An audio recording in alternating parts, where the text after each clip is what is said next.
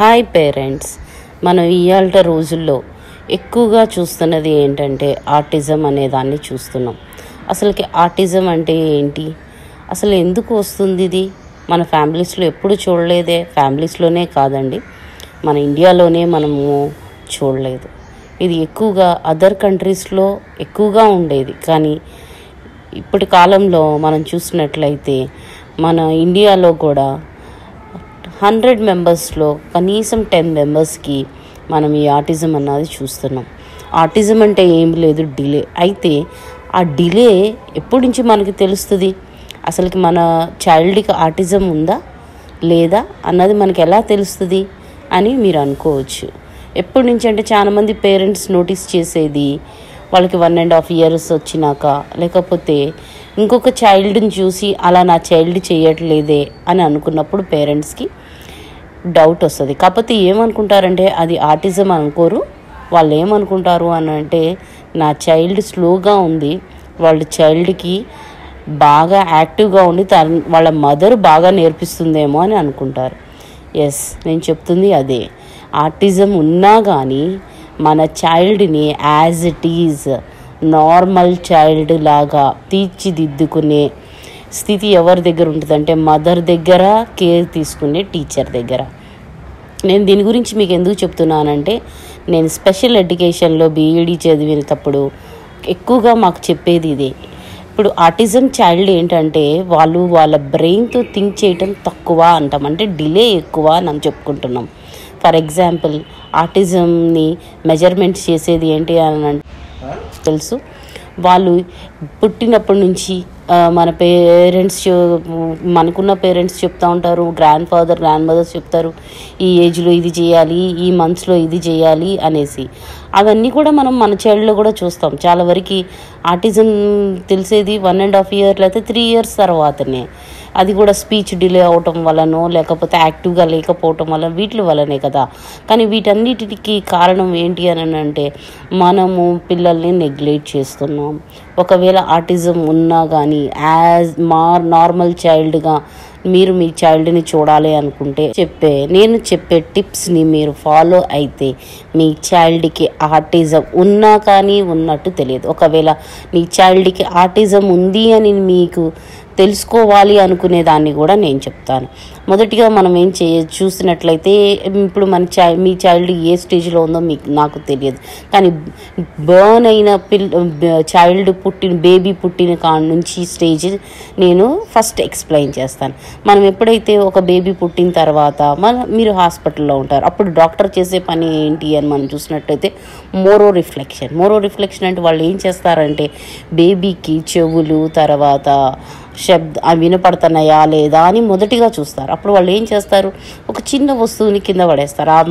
ఆ సౌండ్కి child, infant ఏం చేస్తుంది అని అంటే ఉలిక్కి పడి వాళ్ళ అరచేతులను విప్పి తర్వాత వాళ్ళు ముడుచుకుంటారు. దీన్ని మోరో రిఫ్లెక్స్ అంటారు. ఇలా చైల్డ్ చేస్తుందా లేదా డాక్టర్ చూసి చెప్తుంది. ఒకవేళ డాక్టర్ చెప్పకపోయినా కొన్ని రోజుల తర్వాత మీరు హాస్పిటల్ నుంచి వచ్చేసిన తర్వాత మీ చైల్డ్ ఏం చేస్తుంది, మీరు ఎక్కువగా బేబీతోనే ఉంటారు, బేబీకి పాలిచ్చుకుంటూ ఉంటారు. అప్పుడు మీరు ట్రైనింగ్ అన్నది అప్పటి నుంచే మీరు స్టార్ట్ చేయండి. అది ఆటిజం ఉంది లేనిది అన్నది కాదు, అప్పటి నుంచే ట్రైనింగ్ అన్నది మనం స్టార్ట్ చేసుకోవచ్చు. ఒక చిన్న వస్తువు, పెద్ద వస్తువులు కాదండి, చిన్న వస్తువులు బేబీ ఉన్న ప్లేస్లో పడేయండి మీరు పక్క నుండి. అప్పుడు ఆ చైల్డ్ ఏ విధంగా రిఫ్లెక్షన్స్ ఇస్తుందన్నది మీరు చూసుకోవచ్చు. అలాగే తర్వాత నేను చెప్పేది ఏంటంటే రూటింగ్ రిఫ్లెక్షన్ అంటే ఏంటి అని అంటే, ఇప్పుడు బేబీ ఉంటుంది కదా, బేబీ యొక్క బుగ్గ పైన అరచేతితో తాకుతూ ఉండాలి మీరు. అలా తాకినప్పుడు వాళ్ళు ఏం చేస్తారు అని అంటే మదర్ వైపు తిరిగిపోతారు, ఫీడింగ్ తాగటానికి చూస్తారు. వాళ్ళు అలాగ చూస్తున్నారు అని అంటే వాళ్ళ బ్రెయిన్ మంచిగా డెవలప్ అవుతుందని అర్థం. దీన్ని రూటింగ్ రిఫ్లెక్షన్ అని చెప్తాం. అలాగా మనమంతటా మనం డైరెక్ట్గా ఇచ్చేస్తాం అనుకో, ఆ చైల్డ్కి ఆటిజం చైల్డ్ అయినా నార్మల్ చైల్డ్ అయినా కానీ మనం ట్రైనింగ్ ఇవ్వట్లేదు.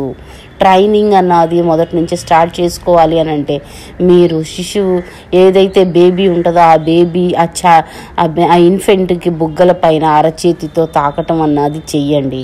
అప్పుడు ఆ రూటింగ్ రిఫ్లెక్షన్ అన్న దానికి ట్రైనింగ్ అన్నది మీరు ఇస్తున్నారని అర్థం. ఆ తర్వాత నేను చెప్పేది ఇంకొకటి ఏంటి అని అంటే గ్రాస్పింగ్. ఇది అరే అప్పుడే పుట్టిన ఇన్ఫెంట్కి గ్రాస్పింగ్ ఇవన్నీ ఉంటాయా అని మీరు అనుకుంటారేమో. ఆ చిన్న ఇన్ఫెంట్ బేబీ యొక్క చేతిలో మీ వేలు పెట్టి చూడండి, తప్పకుండా ఆ బేబీ పట్టుకుంటుంది. అప్పుడే పుట్టిన శిశువు అయినా కానీ పట్టుకుంటారు. దాన్నే గ్రాస్పింగ్ అంటాం. పట్టుకోవట్లేదు అని అంటే మనం ట్రైనింగ్ ఇప్పించుకోవాలి. మాటికి మనం అదే పని చేయాలి, వాళ్ళు ఆటోమేటిక్గా పట్టుకుంటారు. అంటే మనం ఆ చైల్డ్కి ఆ ఉన్న ఆటిజం ఉన్నా లేకపోయినా మనం ట్రైనింగ్ ఇస్తున్నామని అర్థం.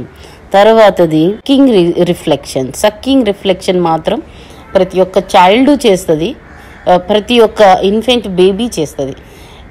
దీనికి మనం ట్రైనింగ్ ఎలా ఇవ్వాల్సిన అవసరం లేదు. అయినా కానీ ఒకవేళ ఇవ్వాలనుకుంటే ఇచ్చి చూడండి.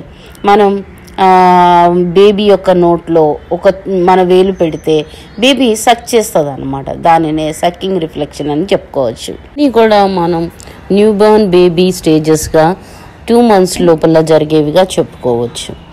అలాగే మనం చూసినట్లయితే థర్డ్ మంత్ వచ్చేటప్పటికి మనం చూసినట్లయితే వాళ్ళు ఏం చేస్తారు బేబీ అని అంటే 5 kgs దాకా వెయిట్ ఉండాలి తప్పకుండా. తర్వాత పక్కకు తిరుగుటకు ప్రయత్నం చేయాలి. మళ్ళీ నెక్స్ట్ మదర్ని గుర్తుపట్టి నవ్వాలి.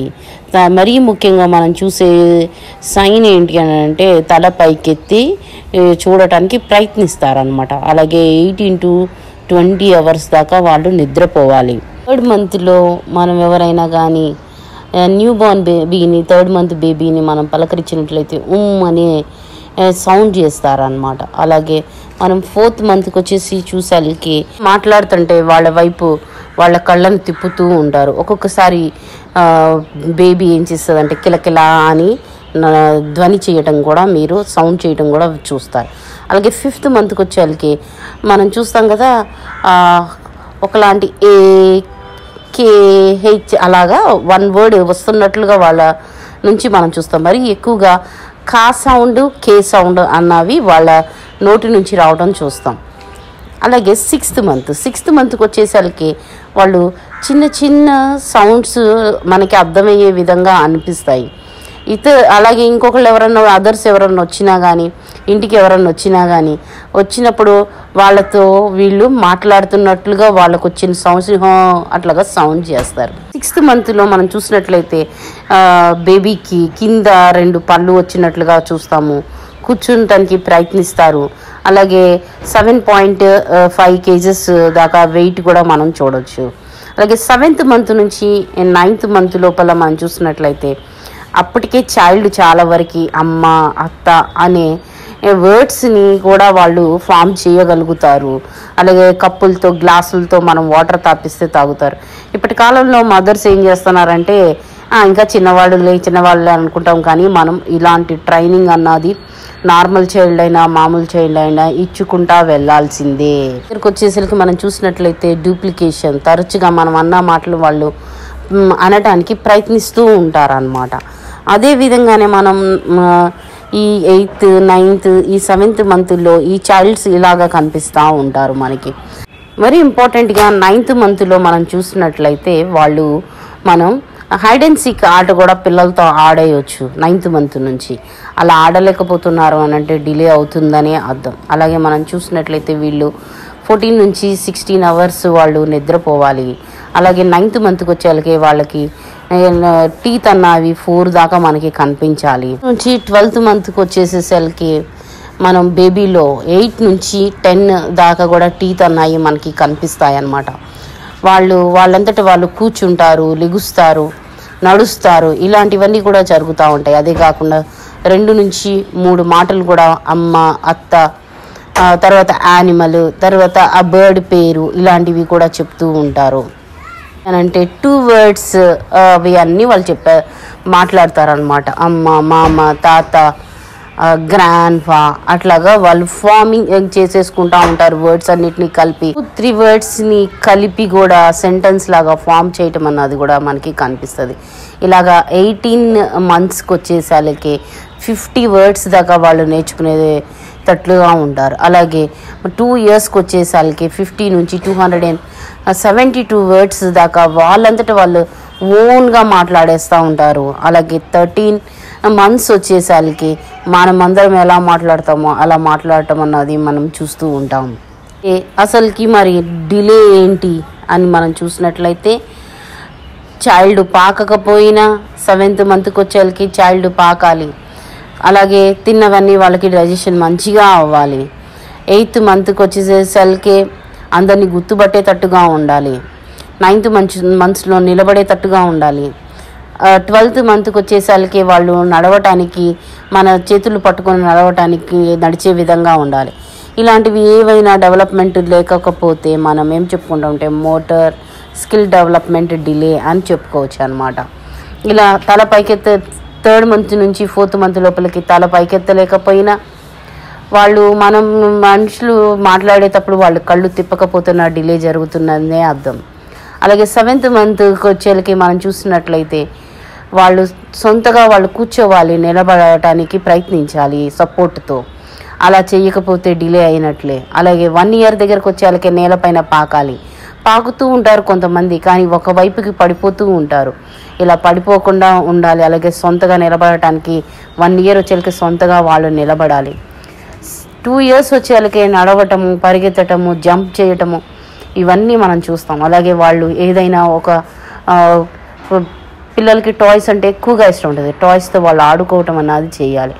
అలాగే ఆ టాయ్స్ని విసిరివేయాలి. ఇలాగా ఏది చెయ్యకపోతున్నా అది మనం డిలే అయినట్లే. అయితే నేను ఈరోజు డిలే అయ్యే చిల్డ్రన్కి పేరెంట్స్కి నేను చెప్తుంది ఏంటి అని అంటే ట్రైనింగ్ ఏ విధంగా మనం 9th month బేబీ దగ్గర నుంచే ట్రైనింగ్ ఇవ్వచ్చు.